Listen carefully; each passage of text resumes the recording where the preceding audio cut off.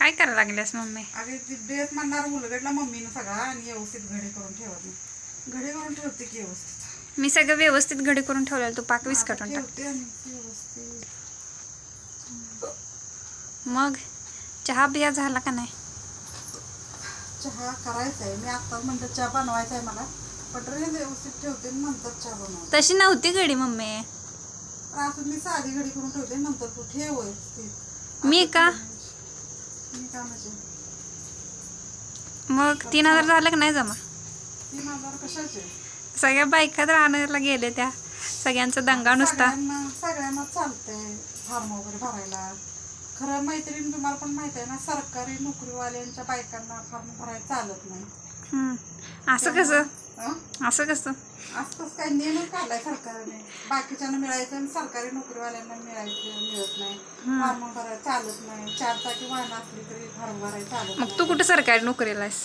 मी नाही करत. नवरा नोकरीला असल्यानंतर. कुठं होतं नोकरीला? कुठं होतं? कुठं होतं म्हणजे आर्मी मध्ये नव्हतं म्हणायचं आमचं आर्मी. कसं तू ते सांगून पैसे मैत्रीण घ्यायचं कसं आहे का नाही? आणि म्हणते मला पैसे देतेस का? पैसे काही हे पण नाही म्हणलं आता मम्मीचं 3000 जमा झालं असेल, त्यातलं एक 2000 मागून घ्यावं. 1000 रुपये तुला नाही, 500 रुपये तुला, बाकीचं 2500 मला.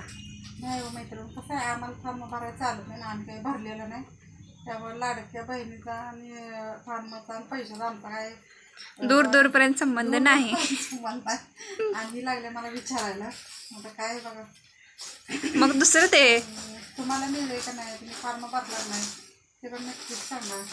मग दुसरं दे तुझ्या जवळचं.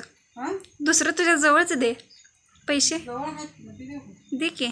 काय म्हणजे असंच रक्षाबंधन नाही का? रक्षाबंधन म्हणजे भावाकडं घेत्या, वडिलाकडं घेत्या, माझ्याकडं घेत्या आणि मला रक्षाबंधन आहे काय नाही. त्याला काय होतं? त्याला काय होतं? पैसे देऊ. त्या भावानं 500 दिलं, ह्या भावानं 500 दिलं, एक ड्रेस झाला. मग तो आणि दे. आणि मला मागायला तू 2000 दे. मग एवढं पैसे घेऊन करणार काय तर करायचं. काय तर म्हणजे काय तर करायचं होतं. काय करायचं? बरं झाली. कशी घातलीस गाडी? अशी एकदम साधी घातली आपण, तर नंतर तू घडी करून ठेव. चुरगळते मम्मी. चला व्हिडिओ थांबूया आता, मला करायचं जेवण, वेळ झालाय आता. बर चला चला. कुठे चला? स्वयंपाक बनवायला. कुठं चला म्हणजे? बाय.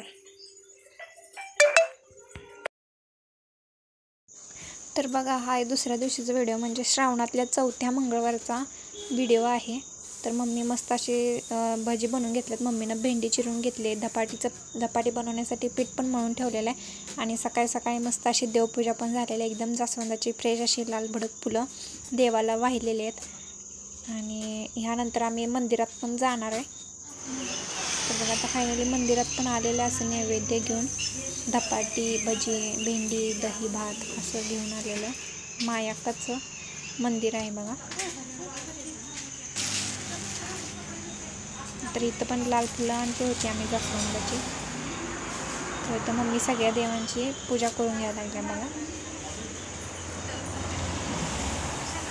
आमच्या घरापासून थोडंसंच लांब आहे, म्हणजे इतकं पण काय लांब नाही, जवळच आहे मंदिर. इथं खूप साऱ्या आल्या होते दर्शनासाठी. नारळ पण फोडून घेतलेले बघा.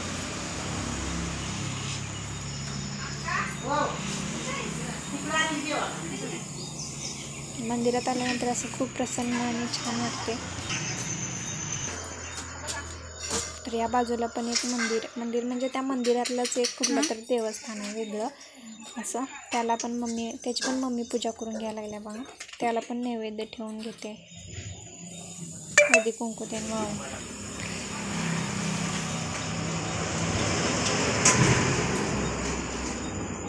तर आजचा व्हिडिओ इतका काय मोठा नाही, थोडासाच आहे व्हिडिओ. तर कसा वाटला आजचा व्हिडिओ ते नक्की कमेंटमध्ये सांगा. आणि जाता जाता व्हिडिओ जर आवडला तर एक लाईक नक्की करा.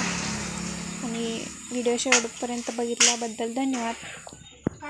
चला तर मग परत भेटूया असेच एका नवीन व्हिडिओसोबत. तोपर्यंत तुम्हा सर्वांना बाय बाय.